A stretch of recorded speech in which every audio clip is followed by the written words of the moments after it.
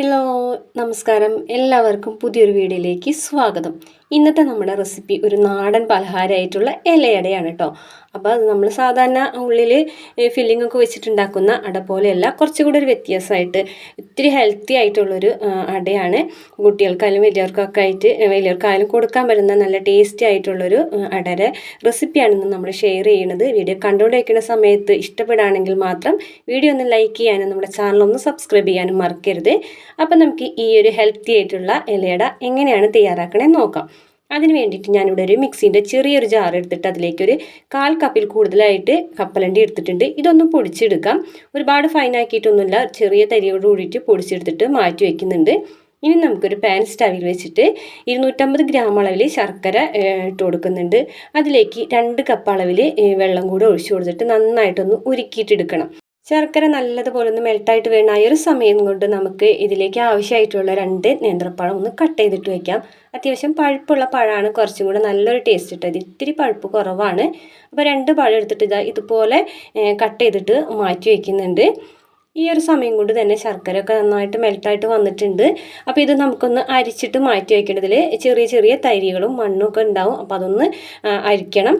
പിന്നീട് നമുക്ക് വീണ്ടും പാൻ സ്റ്റവിൽ വെച്ചിട്ട് 1 ടേബിൾ സ്പൂണോളം നെയ്യ് ഒഴിച്ചു കൊടുക്കുക. എന്നിട്ട് ഇതിലേക്ക് കുറച്ച് മുന്തിരി ഇട്ട് കൊടുക്കുന്നുണ്ട്.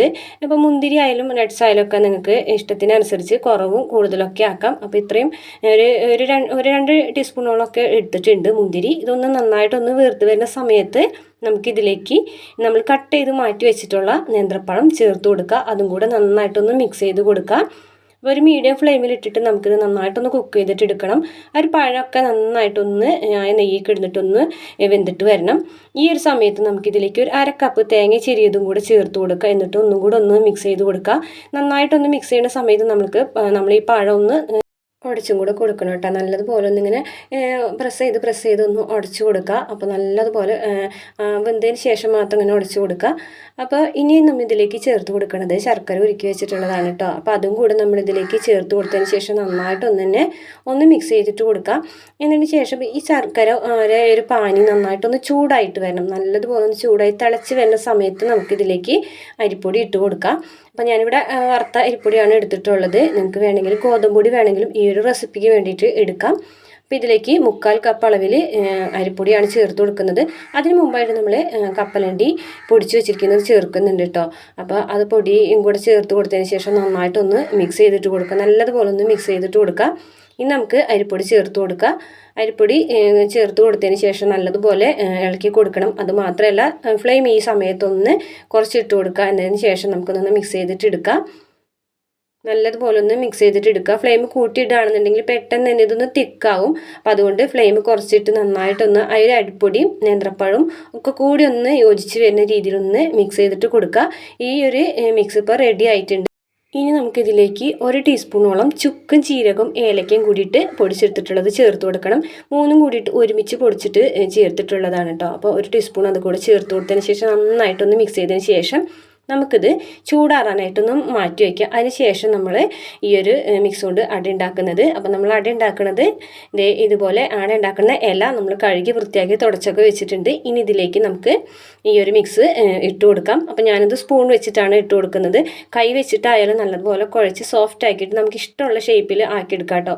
സാധാരണ നമ്മൾ ഇലയട ഉണ്ടാക്കുന്നത് പോലെയോ അതല്ലാന്നുണ്ടെങ്കിൽ ഇപ്പോൾ ഞാൻ ഉണ്ടാക്കുന്ന രീതിയിലൊക്കെ നമുക്ക് ഈ ഒരു അട ഉണ്ടാക്കിയെടുക്കാം. അപ്പോൾ ഞാനിപ്പോൾ ഒരു 2-2.5 ടേബിൾ സ്പൂണോളം ഇങ്ങനെ വെച്ചിട്ട് ഈ ഒരു ഷേപ്പിൽ ആക്കി എടുക്കുന്നുണ്ട്. എന്നിട്ട് നമുക്കിത് നന്നായിട്ടൊന്ന് ആവിയിൽ തന്നെ വേവിച്ചെടുക്കണം.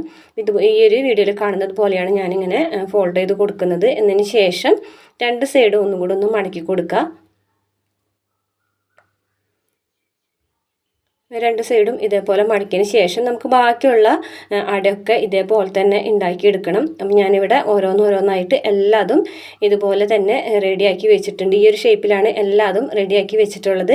അപ്പോൾ ഈ ഒരു സമയത്ത് നമ്മൾ ആവി കയറ്റാനായിട്ട് ഇഡ്ഡലി പാത്രത്തിൽ വെള്ളമൊക്കെ വെച്ച് ചൂടാക്കിയിട്ടുണ്ട്. അപ്പോൾ നല്ലപോലെ വെള്ളം ചൂടായി വരുന്നൊരു സമയത്ത് നമുക്ക് ഓരോരോ അടകളായിട്ട് ഇതിലേക്ക് വെച്ച് കൊടുക്കാം.